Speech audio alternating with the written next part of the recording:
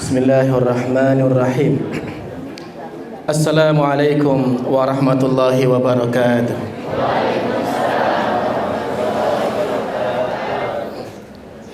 Alhamdulillahi wa kafa. Wassalatu wassalamu ala nabiyyina wa habibina Muhammad al-Mustafa wa ala alihi wa ashabihi wa man tabi'al huda. Faqala ta'ala ya ayyuhalladzina amanu taqullaha wa qulu qawlan sadida yuslih lakum a'malakum wa yaghfir lakum dhunubakum wa may yuti'illaha wa rasulahu faqad faza fawzan 'azima. Amma ba'du, subhanakallahumma la ilma lana illa ma 'allamtana wala sahla illa ma ja'altahu sahla. Rabbana zidna ilman nafi'a warzuqna fahma. Bapak Ibu jamaah sekalian rahimakumullah, semoga Allah limpahkan rahmatnya pada kita semua. Alhamdulillah, kembali kita memuji Allah, berupaya untuk mensyukuri setiap nikmat yang Allah berikan pada kita. Dan di antara nikmat yang patut untuk kita selalu bersyukur kepada Allah, utamanya di pagi ini adalah nikmat berupa taufik yang Allah berikan pada kita, kemudahan dalam bermajelis ilmu, kemudahan dalam berkumpul bersama dengan orang-orang yang kita yakini kesolehannya, kemudahan dalam bermajelis zikir kepada Allah Subhanahu wa taala. Mungkin saja akan tiba masanya, akan ada waktunya kita ini tidak mendapatkan nikmat seperti ini. Mungkin kita akan terhalang sakit, mungkin kita disibukkan dengan urusan-urusan yang lain, atau mungkin kita ada uzur-uzur tertentu sehingga kita kemudian kehilangan kenikmatan berupa kesempatan bermajelis ilmu, bermajelis zikir.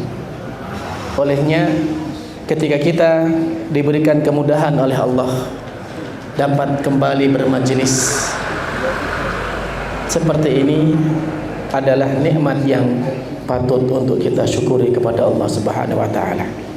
Dan mari wujud kesyukuran itu kita membaca lafaz hamdalah. Alhamdulillahirabbil alamin. Bapak Ibu jamaah sekalian rahimakumullah, manusia itu akan melewati 4 fase dalam kehidupannya.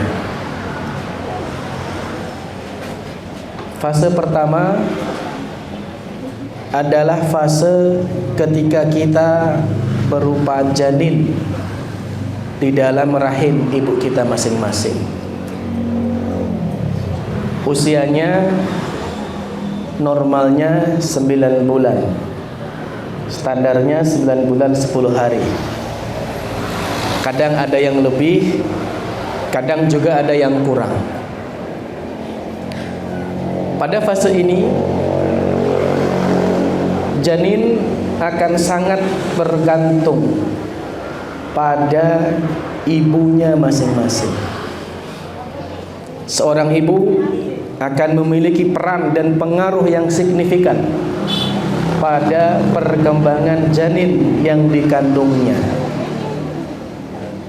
Apa yang dikonsumsi oleh sang ibu akan berperan dan berpengaruh pada bayinya.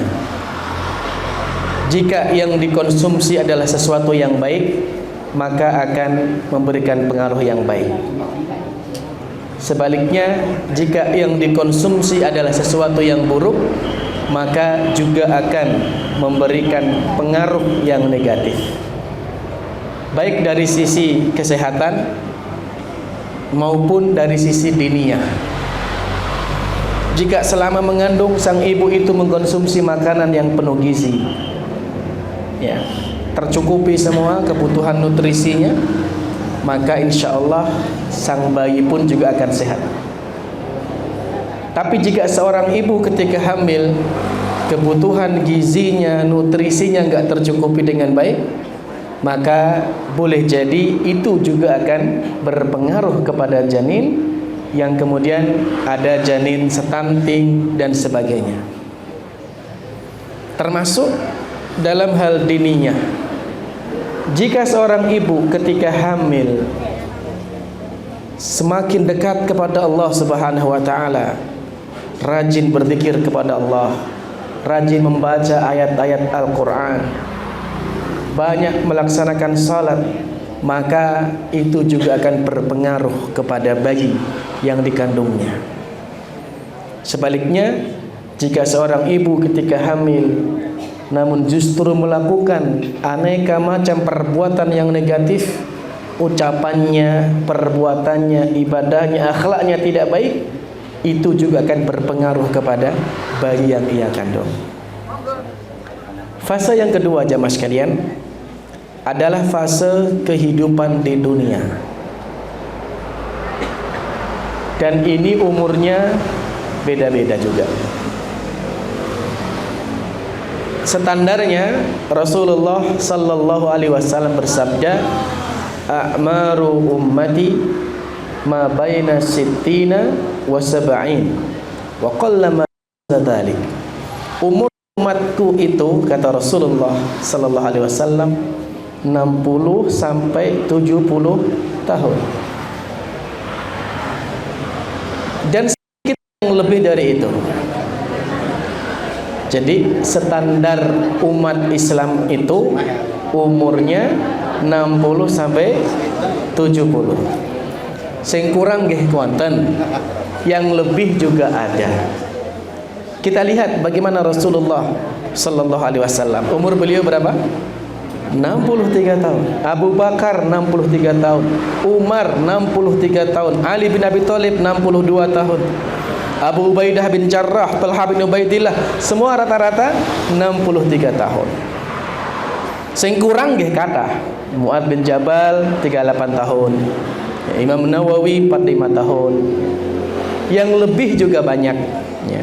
Seperti misalnya Abu Ayyub Al-Ansari, sahabat Nabi Abu Ayyub Al-Ansari itu usianya 80 tahun.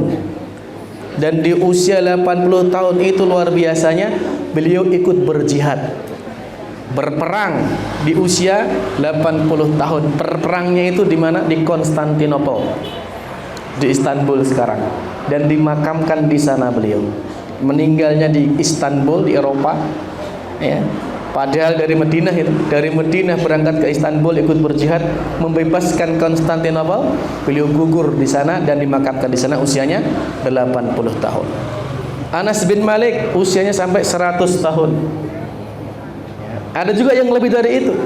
Ada seorang ulama besar dalam mazhab Syafi'i, namanya Imam Ahmad bin Husain bin Ahmad Al-Asfahani. Beliau lahir tahun 433 dan meninggal di usia 160 tahun. Beliau penulis buku, kitab terkenal dipakai dalam mazhab Syafi'i, namanya Al-Ghayah wa Taqrib, dikenal dengan Matan Abi Syuja.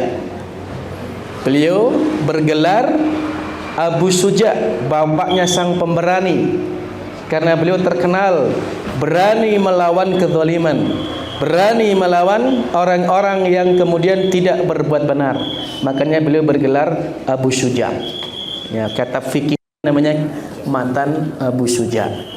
Itu beliau umurnya sampai 160 tahun. Tapi beliau 160 tahun itu tidak pikun. Tidak pikun dan tetap energik. Tetap energik. Ya, dalam sebuah riwayat ketika sudah di usia tua begitu mau melompat kapal.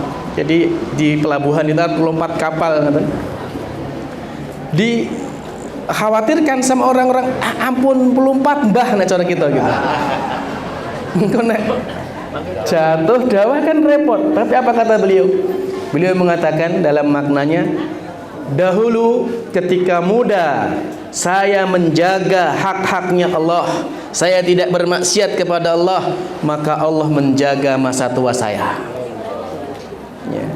Dijaga di masa tuanya tetap dalam kesehatan jamaah sekalian. Ya, karena mereka di waktu mudanya juga menjaga batasan-batasan Allah Subhanahu wa taala.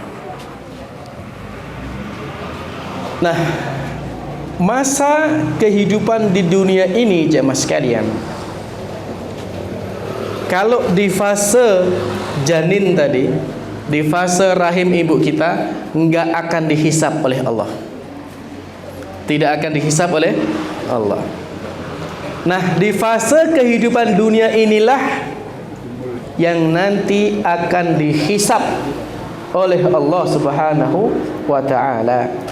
Tepatnya di saat manusia mulai memasuki usia balik.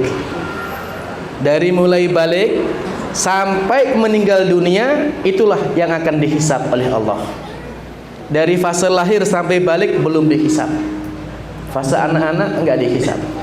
Akan tetapi jemaah sekalian, Rasulullah sallallahu alaihi wasallam mengajarkan kepada kita sebagai orang tua untuk mendidik anak-anak kita sejak sebelum balik agar dekat dengan Allah Subhanahu wa taala, supaya di kehidupan masa muda dan tuanya juga menjadi baik, saleh dan salehah. Misalnya Nabi bersabda, muru auladakum bis-shalah wa hum abna'us saba. Perintahkan anak-anakmu untuk salat ketika mereka usia 7 tahun. Maka di usia 7 tahun kita punya anak, punya keponakan, punya adik, punya cucu, mari mulai ajak mereka untuk salat. Gandeng tangannya ke masjid. Ajari mereka salat, gerakan-gerakannya, bacaan-bacaannya. Termasuk hal-hal yang berkaitan dengan salat seperti menutup aurat. Maka anak di usia 7 tahun sudah mulai dibelikan pakaian-pakaian yang menutup aurat mereka. Dikenalkan ini najis, dikenalkan kebersihan taharah mulai 7 tahun. Wadribu, dan pukullah mereka ketika mereka tidak mau salat padahal sudah 10 tahun. Nek wis ndek anak 10 tahun kok ijeh urung gelem salat, kampleng. Itu dawuh Kanjeng Nabi. Tapi Bapak Ibu perhatikan, pukulannya di sini adalah pukulan yang mendidik, bukan pukulan menyakiti. Ya. Bukan pukulan untuk menyakiti, bukan. Tapi pukulan yang mendidik. Ada bagian-bagian tubuh yang dilarang untuk dipukul. Enggak boleh pukul kepala, enggak boleh pukul wajah, enggak boleh. Yang boleh niku mukul pantat, nyun sewu. Itu boleh pukul. Rasolat, paham. Tapi ingat, niatnya bukan menyakiti. Niatnya adalah untuk mendidik. Ya. Nah, kemudian kita juga harus paham anak-anak kita ini kalau us balik ke turun balik itu kudu dipahamkan itu. Karena sejak usia itulah kemudian akan mulai hisab itu. Akan mulai hisab itu sejak usia balik. Ya, tanda-tanda balik sering kita ingatkan ya. Tanda balik ada 4. 1, ihtilam, bermimpi basah. 2, tumbuhnya rambut di sekitar kemaluan. 3, sudah haid kalau perempuan. Yang keempat, jika 3 pertama ini belum ada, yang keempat tanda balik adalah ketika berusia 15 tahun. Jadi kalau sudah ada 1 dari 4 tanda ini, maka anak-anak kita sudah baligh. Dan ingat, sejak itu hisab mulai berlaku. Oleh karena itu, alangkah beruntungnya bagi anak-anak kita atau bagi kita yang sudah melewati baligh niku pun taat pada Allah gitu loh. Jadi sudah kenal ngaji, kenal sunnah, kita baligh, itu beruntung banget itu. Tapi saya nggak yakin semua di sini begitu. Mungkin kenal ngaji baru beberapa tahun yang lalu, ya. Nek sakit kenal ngaji, kenal agama, kenal sunnah sejak baligh, itu nikmat yang luar biasa itu. Ya, tapi kan kita sadari kalau kita mengevaluasi diri kita masing-masing, ya, mungkin kita nggak seberuntung itu.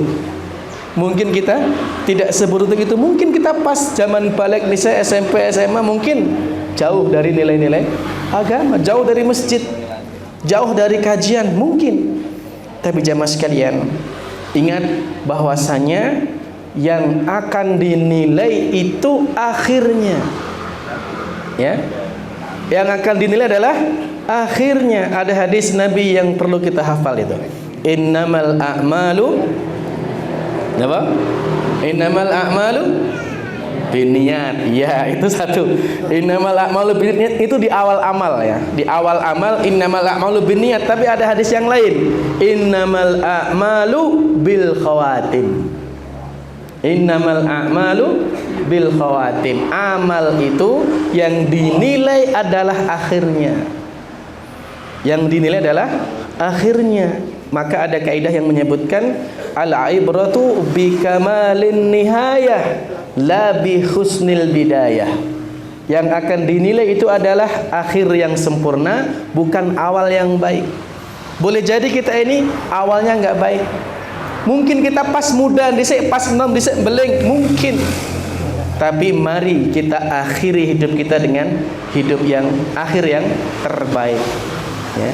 Lebih baik awalnya buruk tapi akhirnya baik daripada awalnya baik akhirnya buruk. Naudzubillah, ya. Ya, mantan orang soleh, mantan santri, mantan hafid, naudzubillah. Lebih baik, ya, awalnya buruk tapi akhirnya baik daripada awalnya baik tapi akhirnya buruk. Nek iso dari awal sampai akhir baik, itu yang luar biasa, dan itu yang mendapatkan jaminan keutamaan dari Rasulullah sallallahu alaihi wasallam. Beliau bersabda, sab'atun yudhilluhumullahu fi yaumin la dhilla illa dhilluh. Ada 7 golongan yang kelak di padang mahsyar mendapatkan naungan dari Allah, di mana tidak ada naungan kecuali dari Allah. Nanti Bapak Ibu, di padang mahsyar itu kita semua akan dibangkitkan di tempat yang sama dengan kondisi yang sama. Tetapi ada 7 golongan yang mendapatkan jaminan naungan dari Allah di saat matahari diturunkan sejengkal dari kepala manusia. Begitu dekatnya, seolah-olah sejengkal. Salah satunya adalah syabun nasya'a fi ibadatillah, pemuda yang tumbuh dalam ketaatan ibadah kepada Allah. Sing santri-santri saiki jangan gembira dulu. Ini keutamaan untuk pemuda, iya, tapi ingat itu ada penjelasannya. Pemuda yang tumbuh dalam ibadah kepada Allah, keterangannya sampai mati. Ya, sampai mati. Nek gur nom tok taat tuane orang enggak masuk itu. Enggak masuk. Ya. Hadis ini berlaku untuk anak-anak muda yang tumbuh dalam ibadah kepada Allah, konsisten sampai mati seperti itu, ibadah terus, baru dapat jaminan itu. Maka jamaah sekalian, memulai berbuat baik itu sulit, itu mudah, ya. Memulai berbuat baik itu mudah, tetapi konsisten tetap baik sampai akhir itu tidak mudah, ya. Nah, memulai berbuat baik itu insya Allah mudah, ya. Tapi tetap baik terus sampai mati, nah ini yang berat, ini yang tidak mudah jamaah sekalian. Maka perlu kiat-kiat untuk kita bisa istiqamah, konsisten dalam ketaatan kepada Allah Subhanahu wa taala. Fase yang ketiga, adalah fase yang dinamakan dengan fase alam barzakh, yaitu fase setelah manusia meninggal dunia. Dan alam barzakh ini adalah pintu gerbang pertama alam akhirat. Rasulullah sallallahu alaihi wasallam bersabda tentang kubur, raudhatun min riyadil jannah au khufratun min khufratin nar. Kubur itu kalau bukan taman-taman surga, maka dia adalah siksaan sebagai mukaddimah siksaannya neraka. Itu kuburan. Ya. Maka kuburan ini sangat menentukan. Sangat menentukan. Jika dikubur sudah baik, di fase terakhir akan baik. Tapi kalau dikubur sudah celaka, maka di fase terakhir nanti akan semakin sengsara lagi. Na'udzubillah. Dan perlu kita pahami bahwa kuburan itu, jamaah sekalian, ada istilah yang sering salah kaprah di masyarakat itu. Kadang orang menyebut orang kalau sudah mati ditulis telah istirahat atau menuju peristirahatan. Menuju peristirahatan terakhir. Ini sebenarnya kesalahan yang sudah terlanjur menyebar. Ya, bagi seorang muslim itu keliru. Karena dari dua sisi. Pertama, sebagai seorang muslim kita meyakini yang namanya tempat istirahat terakhir itu bukan kuburan, tetapi surganya Allah Subhanahu wa taala. Ya, jannahnya Allah Subhanahu wa taala itu peristirahatan terakhir. Dahulu Imam Ahmad bin Hanbal, beliau itu salah seorang ulama yang sangat terkenal dengan ibadahnya sangat luar biasa, ya. Dalam setiap hari dikatakan beliau sampai 100 rakaat salatnya itu. Total dalam setiap hari itu. Beliau ditanya, itu di samping beliau masih mengajar, masih dakwah dan sebagainya. Ditanya, wahai imam, sampai kapan kita ini akan istirahat? Maka beliau mengatakan, fima ma'nah, kita ini akan istirahat inda awwali qadamin nadkhulul jannah. Kita akan istirahat ketika kaki kita pertama kali melangkah ke surga, baru istirahat. Ya. Jadi kita ini istirahat kalau kaki kita pertama kali melangkah ke surganya Allah Subhanahu wa taala. Jadi kuburan itu bukan tempat istirahat, tapi tempat menunggu itu. Nah, yang kedua, orang yang ada di kubur itu Bapak Ibu belum tentu istirahat. Belum karuan istirahat itu. Kalau dia meninggal dalam keadaan husnul khatimah, banyak amalnya, insya Allah istirahat dengan tenang itu. Karena dia akan mendapatkan kenikmatan dari kenikmatan surga. Tapi kalau dia mati nih dalam keadaan kufur kepada Allah, meninggal dalam keadaan su'ul khatimah, apakah dia akan mendapatkan istirahat? Tidak, disiksa. Siksaan kubur jamaah sekalian. Ya, siksaan kubur. Ya, maka ini sangat penting untuk kita perhatikan jamaah sekalian. Ya, bagaimana kita mempersiapkan ya kematian yang baik itu. Ya, kematian yang baik. Saya ada mendapatkan beberapa kisah ya yang nanti akan saya sebutkan insyaallah bagaimana contoh-contoh orang-orang yang meninggal dunia dalam keadaan husnul khatimah. Dan fase yang terakhir, fase yang keempat adalah fase akhirat. Fase akhirat. Jadi fase janin, fase kehidupan dunia, fase alam barzakh dan fase akhirat. Nah, di akhirat ini cuma ada dua tempat saja antara surganya Allah Subhanahu wa taala. Mudah-mudahan kita semua ditakdirkan ke sana. Dan neraka tempat siksaan, mudah-mudahan kita dijauhkan darinya. Nah, Bapak Ibu sekalian, sekali lagi, fase yang paling menentukan baik buruknya kita di akhirat adalah fase dunia ini. Fase dunia ini yang sekarang kita masih berada di atasnya. Maka bagaimana kemudian kita berupaya untuk mempersiapkan diri kita untuk mengakhiri kehidupan dengan baik. Ya, mengakhiri kehidupan kita dengan baik. Ya. Jangan menunggu mau mati baru berbuat baik, tapi berbuat baiklah menunggu kematian. Ya. Jangan nunggu arep mati baru berbuat baik, tetapi berbuat baiklah untuk menjemput kematian. Ada beberapa kiat yang disebutkan oleh para ulama agar kita ini bisa istiqamah dalam ketaatan kepada Allah sampai kita ini meninggal dunia. Istiqamah ini yang berat. Tadi yang kita sampaikan, memulai kebaikan itu tidak mudah ya, tetapi konsisten sampai akhir itu jauh lebih tidak mudah lagi gitu. Maka perlu kiat-kiat untuk kita jaga dan kita perhatikan. Di antaranya jamaah sekalian, yang pertama, kiat agar kita bisa istiqamah adalah na'ishu bil Quran. Yang pertama, hidup dengan Al-Quran. Bagaimana kita bisa membumikan dan mengaplikasikan Al-Quran dalam keseharian kita, dalam ucapan kita, dalam perbuatan kita, dalam muamalah kita, dalam tingkah laku kita sesuai dengan Al-Quran.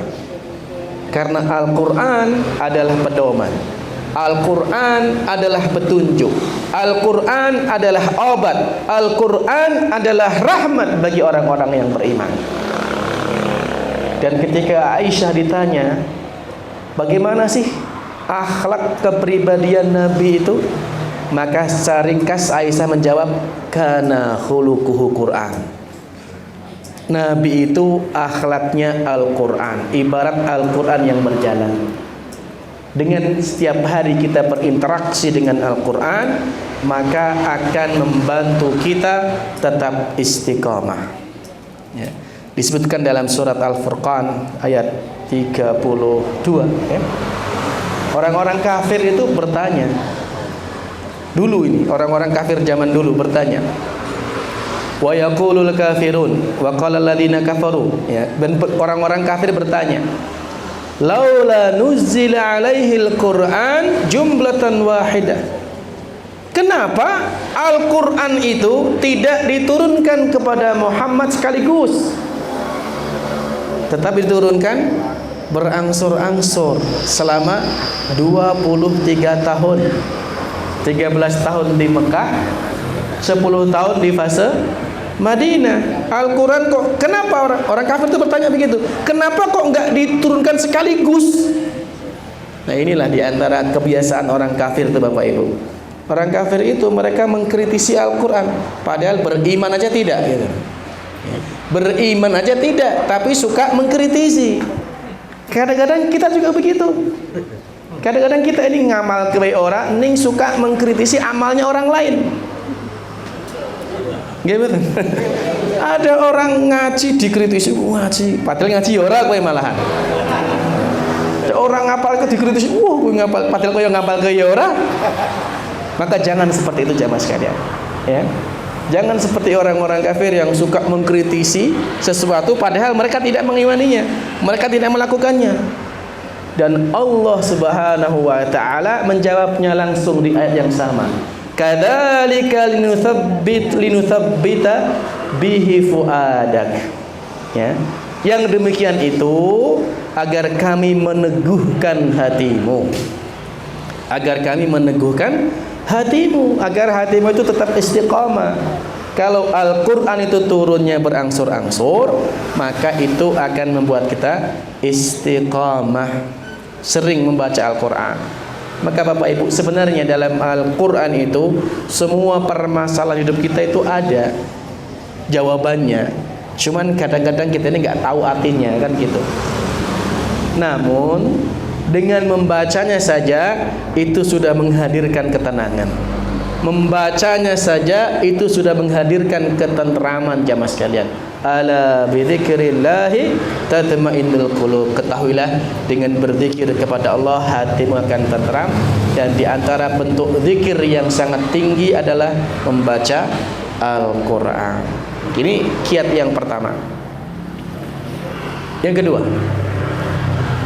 bagaimana agar kita bisa istiqamah dalam ketaatan kepada Allah sampai kematian kita menjemput? Sibukkan diri dengan thalabul ilmi dan dakwah. Sibukkan diri dalam thalabul ilmi dan dakwah. Ini akan membantu kita istiqamah. Ya.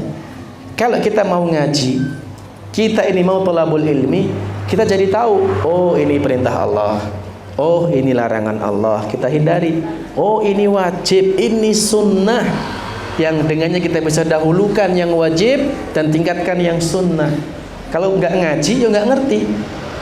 Kalau kita nggak mau meluangkan waktu kita untuk mendengarkan thalabul ilmi atau membaca atau belajar, ya kita nggak akan tahu. Maka mari sibukkan diri kita dengan thalabul ilmi. Itu akan membantu kita untuk istiqomah jamaah sekalian. Dan juga sibukkan dalam dakwah. Intinya kita berada dalam gerbong kafilah dakwah. Terlepas apapun peran kita di situ. Tidak harus semua jadi ustadz, nggak harus. Yang penting ada kita terlibat dalam kegiatan dakwah. Mungkin kita jadi panitianya, mungkin jadi tukang parkirnya, mungkin kita jadi donaturnya, mungkin kita jadi tukang sebar undangannya. Yang penting terlibat dalam dakwah, maka itu akan memberikan pengaruh dalam diri kita untuk mencintai agamanya Allah Subhanahu wa taala. Ya. Imam Baihaqi mengatakan, kun aliman au muta'alliman au muhibban wala takun rabi'an fatahlak.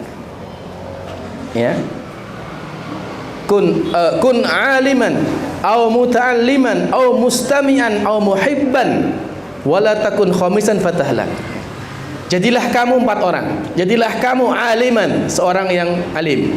Nah iso dadi ustaz, dadi kiai. Nah iso orang yang berilmu.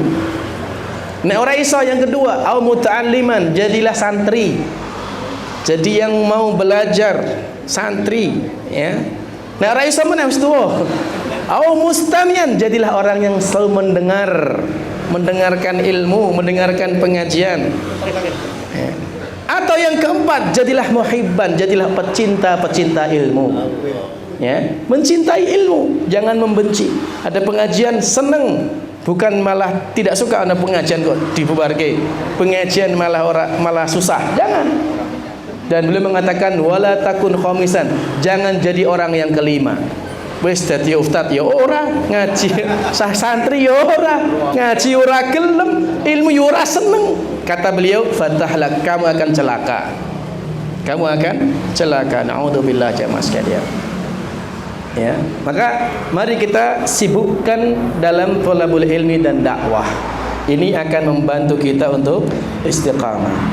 Yang ketiga, di antara perkara yang dapat membantu kita istiqamah adalah suasanakan diri kita dengan amalan tertentu. Ya, kita suasanakan diri kita punya amalan. Ya, punya amalan-amalan yang kita harapkan itu yang akan kita andalkan di hadapan Allah Subhanahu wa taala. Kita punya amalan. Biasakan diri dengan amalan terbaik.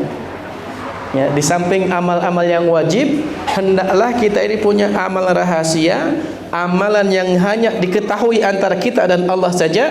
Mudah-mudahan dengan amal rahasia itu kita akan terjaga konsistensi kita dalam ibadah kepada Allah.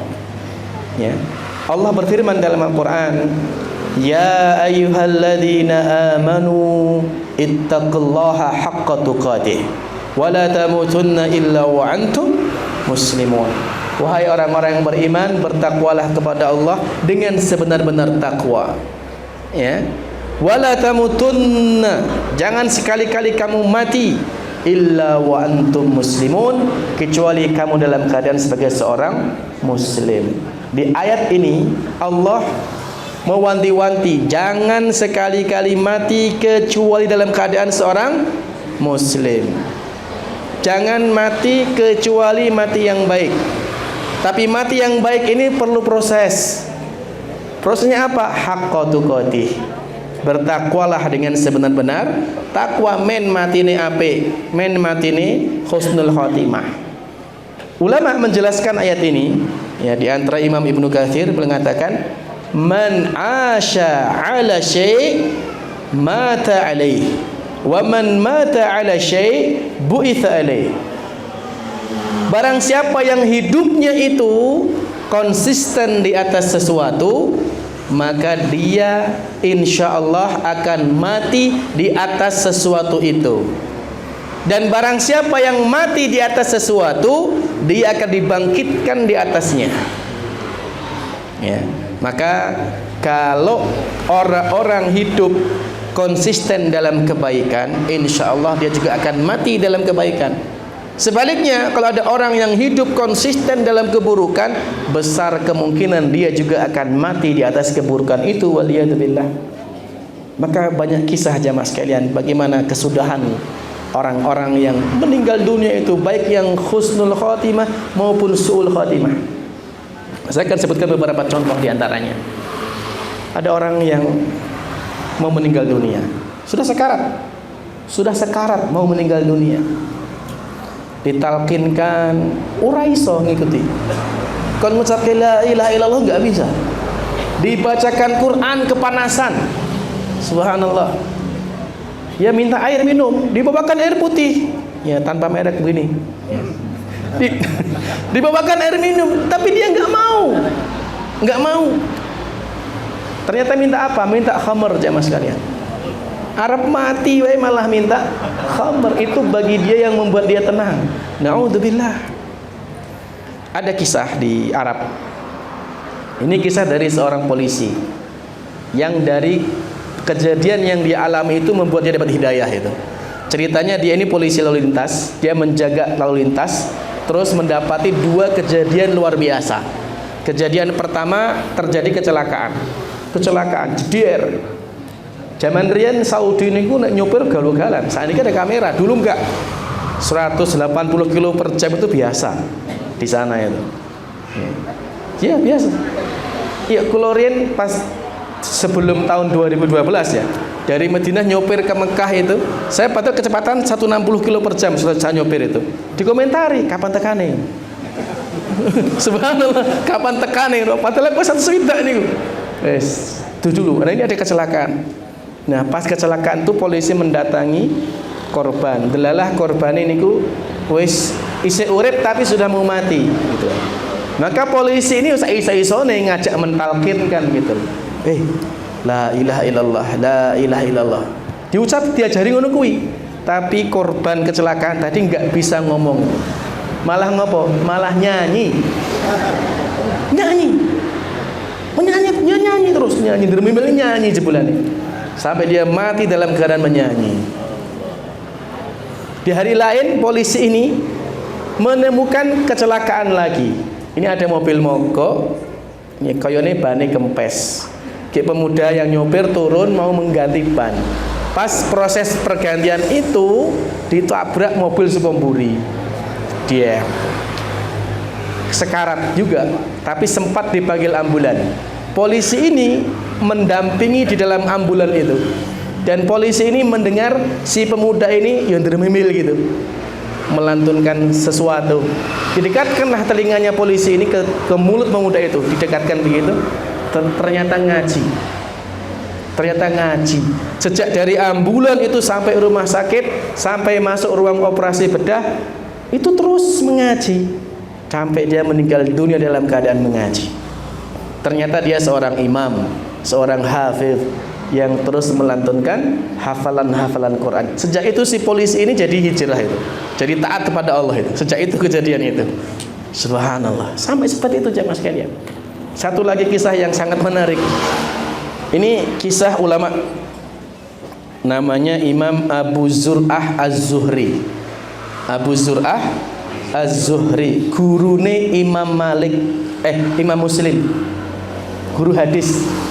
Jadi bila ulama hadis bendino mulang hadis, ngajar hadis, ya. Di akhir hidupnya pas mau mati, murid-muridnya ngumpul. Nah, gandeng guru ini arep mati toh. Murid-murid arep mentalkinkan ki kok sungkan.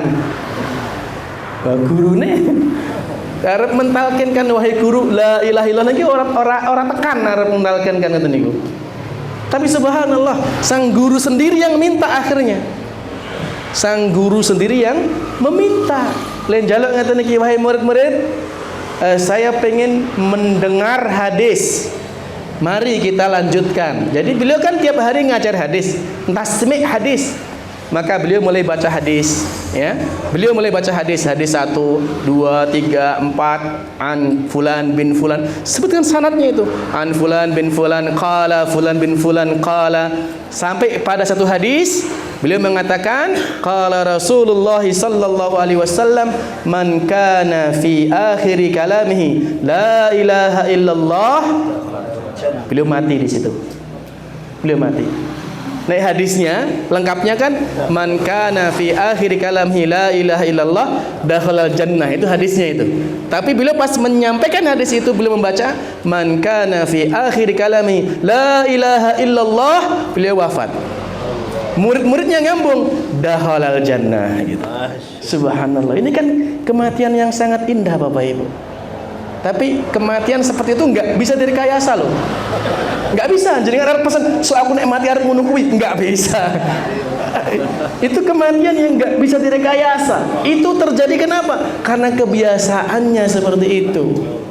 Beliau terbiasa menghafal hadis, beliau terbiasa menyampaikan hadis, beliau terbiasa mengajar hadis, sampai meninggal pun dalam keadaan menyampaikan hadis, dan dalalah hadisnya pun juga hadis tentang la ilaha illallah.